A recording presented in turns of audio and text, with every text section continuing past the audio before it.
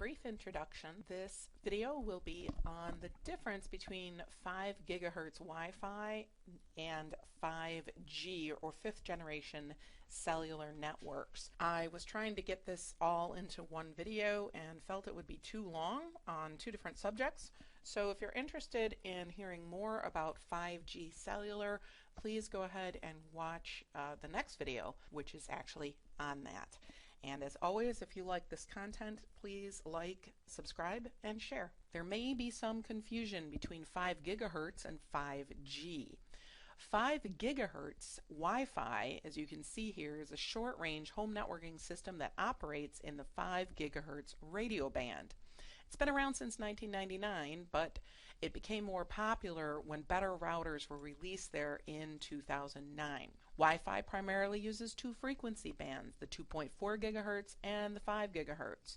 Because the 2.4 gigahertz band is the default for most devices, it only has 3 available clear channels and is shared by Bluetooth, remote controls, and microwave ovens.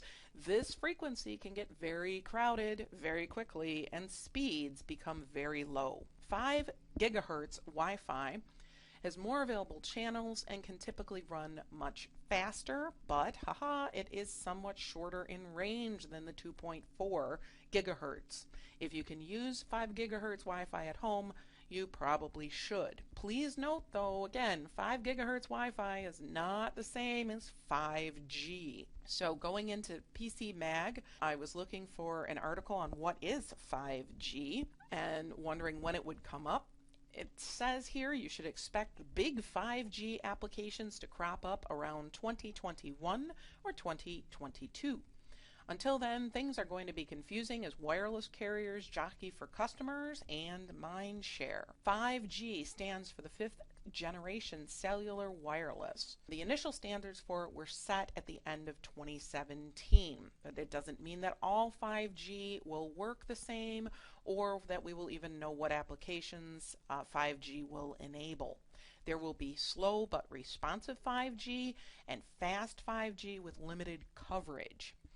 So just to give you a brief description, 1G was the first generation analog cellular. First cellular phones were able to talk back and forth on 1G. 2G allowed things like text messaging and talking back and forth, and really the first generations, 2G was the first generation of digital cellular technologies. 3G technologies then optimized these things, and they brought speeds up from about 200 kilobits per second to a few megabits per second, which is very good, or was much better, excuse me, than 2G. And of course 4G goes faster than that, and the 4G LTE or long-term evolution were the next incompatible leap forward, and they are now scaling up to hundreds of megabits and even gigabit level speeds. 5G brings 3 new aspects to the table: greater speed to move more data, lower latency to be more responsive, and the ability to connect a lot more devices at once for sensors and smart devices.